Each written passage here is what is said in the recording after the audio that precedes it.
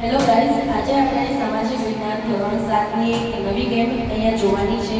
બરાબર, કેટલા વિદ્યાર્થીઓને આવડે છે જોડતું જોડતા એ આપણે આજે જોવાનું છે. તમારે મેચ કરવાનું છે કે અહીંયા જે લખેલું છે એના રિલેટેડ કઈ વ્યક્તિ છે અથવા તો કઈ વસ્તુ છે. બરાબર, તો બધા જ વિદ્યાર્થીઓએ કરવાનું છે. વારાફરતી એક પછી એક વિદ્યાર્થી આવતો જાય. ચેપ્ટર નંબર 1 એમાં જોઈએ આપણે અગાઉના વિડીયોમાં એમસીક્યુ ની ગેમ રમી હતી. આજે આપણે જોડવાની ગેમ રમીશું. બરાબર, તો પહેલું છે ગોપાલ. તો આમાંથી કોણ આવશે ગોપાલમાં? ચલો સમીર આવે. Very good. એ શું હતો? બાલરસનો સ્થાપક. ત્યાર પછી જુગાર તથા પશુબળ પર પ્રતિબંધ એ કોણે કરેલું હતું? મને આપણે ખુશી આવે.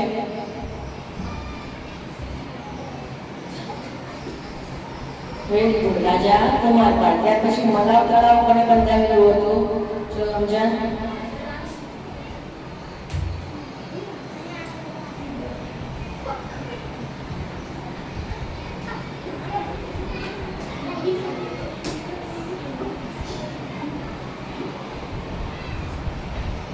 ઓકે. ત્યાર પછી રાણીની વાવ એ કોણે બંધાવી હતી? ચલો આવો.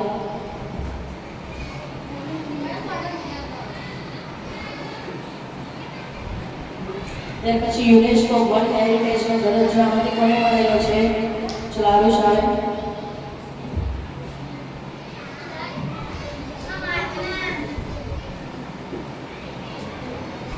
Very good. ત્યાર પછી અહીલવાડ પાટણની સ્થાપના કોણે કરેલી છે? ચલો આવો.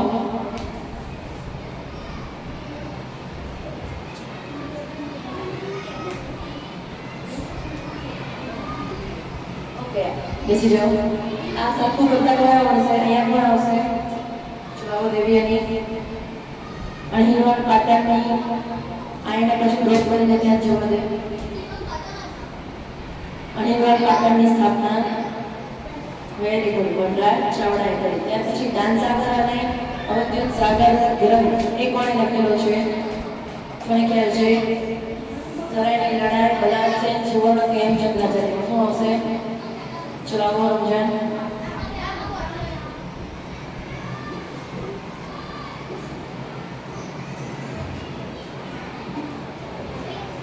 સાચું છે? તને શું આવશે? કોને આવડે છે? ચલાવો. હેમચંદ્રાચાર્ય આવે. Very good. બલાલસેન આવશે. ત્યાર પછી સોલંકી શાસનકાળ શાસનકાળ આવશે.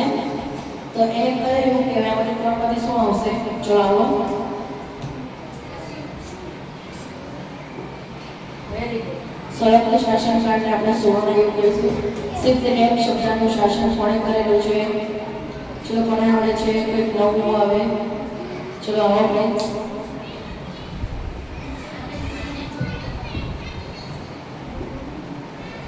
સિદ્ધ હેમ શબ્દનું શાસન હેમચંદ્રાચાર્ય. અને પૃથ્વીરાજ ચૌહાણે કઈ લડાઈ કરી હતી? ચલાવો. ચલાવો. એક જ બાકી છે હવે. એને તરાઈની લડાઈ કરી હતી. Very good. ચલો હવે આપણે જોઈએ આપણો જવાબ સાચો છે કે નહીં. એ જવાબ સબમિટ કરીએ. પહેલું, બીજું, ત્રીજું, ચોથું, પાંચમા બધા સાચા છે. આ બાજુ પણ આપણા બધા જ જવાબો સાચા છે. Very good. આપણે અહીંયા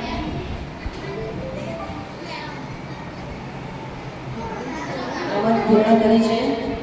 10માંથી 10 આપણે 2.44 મિનિટમાં જવાબ આપેલો છે. Very good guys. જો બધાને વિડીયો ગમ્યો હોય તો લાઈક કરજો અને સબસ્ક્રાઇબ કરજો. Thank you.